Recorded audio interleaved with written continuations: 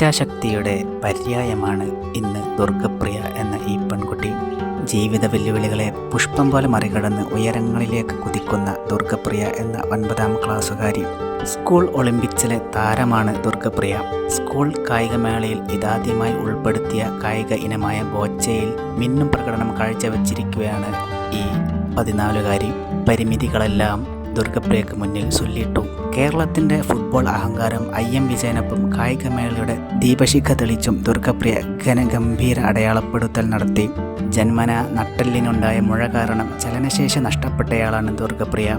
എന്നാൽ കഴിവുകൾ പരിപോഷിപ്പിച്ച് നേട്ടങ്ങളുടെ നെറുകയിലേക്ക് കുതിക്കാൻ അവൾക്ക് അതൊന്നും ഒരു തടസ്സമേ ആയില്ല. ഞങ്ങളെത്തുമ്പോൾ ഡാൻസ് പരിശീലനത്തിലായിരുന്നു ദുർഗപ്രിയ.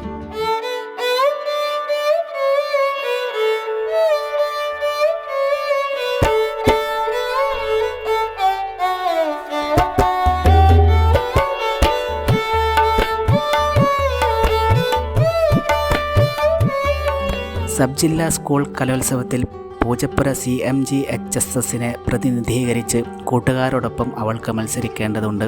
നോക്കൂ, കായികമേളയിലും കലോത്സവത്തിലും ഒരുപോലെ മിന്നിത്തിളങ്ങാനുള്ള ആ ഇച്ഛാശക്തി.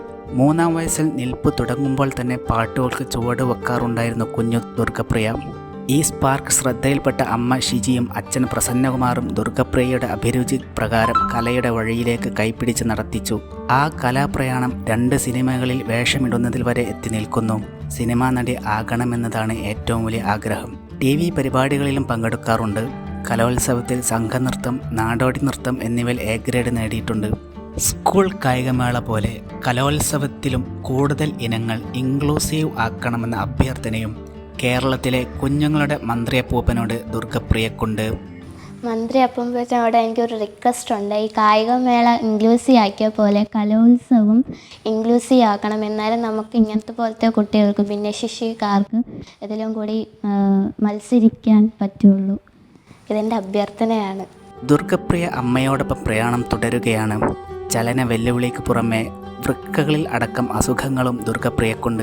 എല്ലാ വെല്ലുവിളികളെയും മറികടന്ന് ക്ഷണഭംഗുരമാം ജീവിതത്തിൽ കനപ്പെട്ട അടയാളപ്പെടുത്തൽ നടത്തി ഒരുപാട് പേർക്ക് പ്രചോദനമാകുകയാണ് ദുർഗപ്രിയ.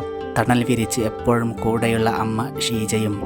ക്യാമറ പേഴ്സൺ പ്രകാശിനൊപ്പം PA കബീർ, കൈരളി ന്യൂസ്.